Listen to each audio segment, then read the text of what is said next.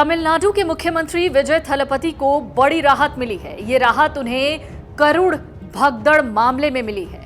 Supreme court ने विजय थलपति को बड़ी राहत दी है और हाई कोर्ट का आदेश रद्द कर दिया है। तो आखिरकार विजय थलपति पर सुप्रीम कोर्ट ने क्या कहा और क्यों ये विजय थलपति के लिए बड़ी जीत है? मद्रास हाई कोर्ट के फैसले को पलटा है सुप्रीम कोर्ट ने। सुप्रीम कोर्ट ने करुड़ भगदड़ में मारे गए लोगों के परिजनों को अनुकंपा नौकरी मिलने का रास्ता भी साफ कर दिया है। दरअसल करुड़ में टीवीके की रैली हुई थी। आपको पता होगा, उस रैली में भगदड़ मची और 41 लोगों की मौत हो गई और जिसका जिम्मेदार उस वक्त थलपति विजय को ठहराया गया। सुप्रीम कोर्ट ने तमिलनाडु के मुख्यमंत्री विजय थलपति को अब बड़ी राहत दे दी है। सुप्रीम कोर्ट ने शुक्रवार को सुनवाई की और मद्रास हाई कोर्ट के उस आदेश पर रोक लगा दी जिसमें तमिलनाडु सरकार के उस फैसले को रद्द किया गया था जिसमें करुड़ भगदड़ में मारे गए 41 लोगों के परिजनों को सरकारी नौकरी देने का प्रावधान था। जस्टिस जेबी पारदीवाला और जस्टिस के विनोद चंद्रन की बेंच ने तमिलनाडु सरकार और अन्य की याचिका पर नोटिस जारी किया है। साथ ही हाई कोर्ट के आदेश को अंतरिम रूप से स्थगित कर दिया है। सुप्रीम कोर्ट में राज्य सरकार की ओर से पेश हुए वरिष्ठ अधिवक्ता डॉक्टर अभिषेक मनु सिंघवी ने हाई कोर्ट के फैसले पर आपत्ति जताई। उन्होंने विजय सरकार के फैसले को चुनौती देने के आधार पर सवाल उठाया। सिंघवी ने कहा, अगर राज्य सरकार चाहती है कि भगदड़ पीड़ित लोगों के परिवारजनों को अनुकंपा के आधार पर नौकरी दी जाए तो हाई कोर्ट को इसमें क्या आपत्ति हो सकती है। उन्होंने दलील दी कि नौकरी से जुड़े मुद्दे पर जनहित याचिका यानी PIL नहीं चलाई जा सकती। वहीं बेंच ने भी सवाल किया कि राज्य सरकार को इस त्रासदी से प्रभावित परिवारों को नौकरी देने से क्यों रोका जाना चाहिए, क्या ऐसी कोई वजह है?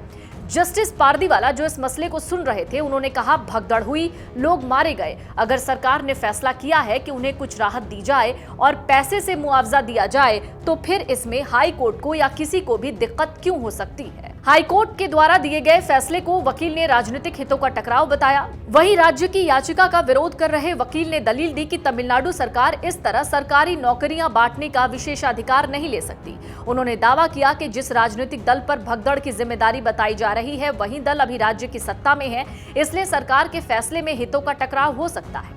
जब बेंच ने वकील से पूछा कि वो किस पार्टी की ओर से पेश हो रहे हैं तो वकील ने बताया कि वो एक राजनीतिक दल की ओर से यहां सरकार के फैसले का विरोध कर रहे हैं। तब जस्टिस चंद्रन ने कहा, यहां राजनीति मत लाइए।